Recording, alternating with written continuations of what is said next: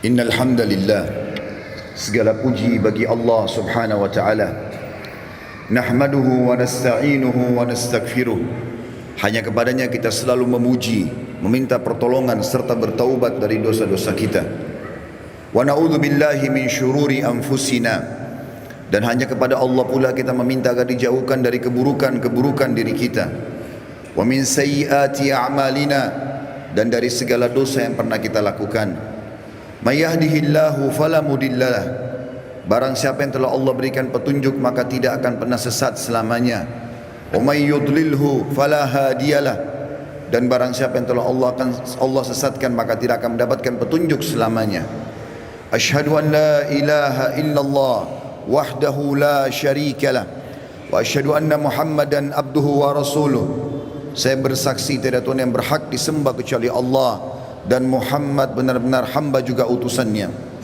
Qala Allah Ta'ala, Allah mengingatkan dalam kitabnya, Ya ayyuhalladzina amanu taqullaha haqqa tuqatihi wa la tamutunna illa wa antum muslimun. Hai sekalian orang-orang yang beriman, bertakwalah, hanya patuh dan tunduklah kepada satu-satunya pencipta segala sesuatunya, yaitu Allah, baik yang di langit, di bumi, yang di kedalaman lautan. Sebenar-benar patuh dan tunduk, dan jangan pernah kalian meninggal dunia kecuali dalam keadaan Islam. Di ayat yang lain Allah pun berfirman, qala Allah Ta'ala, Ya ayuhan nasu taqu rabbakum alladhi khalaqakum min nafsin wahida wa khalaqa minha zawjaha wa batha minhuma rijalan katsiran wa nisaa wattaqullaha alladhi tasaaluna bihi wal arham innallaha kana 'alaikum raqiba.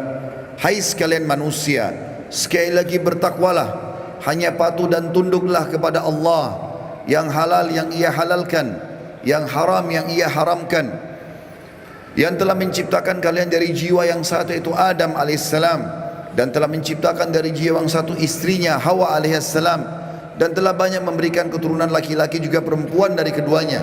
Sekali lagi bertakwalah kepada Allah dan jagalah hubungan silaturahim, sesungguhnya Allah senantiasa mengawasi kalian. Di ayat yang ketiga, qala Allah Ta'ala, Ya ayyuhalladzina amanu taqullaha wa qulu qawlan sadida yuslih lakum a'malakum wa yaghfir lakum dhunubakum wa may yuti'illaha wa rasulahu faqad faza fawzan 'azima. Hai sekalian orang-orang yang beriman, sekali lagi bertakwalah, hanya patuh dan tunduklah kepada Allah dan ucapkan kalimat yang benar. Niscaya Dia akan memperbaiki amal-amal perbuatan kalian, mengampuni dosa-dosa kalian. Barang siapa yang mentaati Allah dan Rasulnya, sesungguhnya dia telah mendapatkan kemenangan yang besar. Amma ba'd, fa inna asdaqal hadithi kitabullah.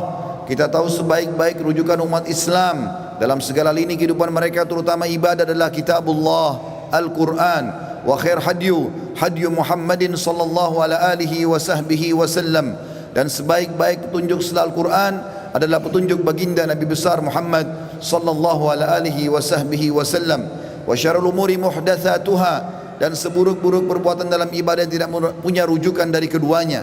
Fa inna kulla muhdatsin bid'ah, karena perbuatan ibadah yang tidak punya rujukan dari wahyu dikenal dengan perbuatan baru dalam agama. Wa bid'atun dhalalah, perbuatan baru itu akan membawa pelakunya pada kekeliruan, dan final akan membawa pelakunya ke dalam api neraka. Saudaraku seiman rahimani wa rahimakumullah, apa yang saya bacakan tadi dikenal dengan khutbah hajah.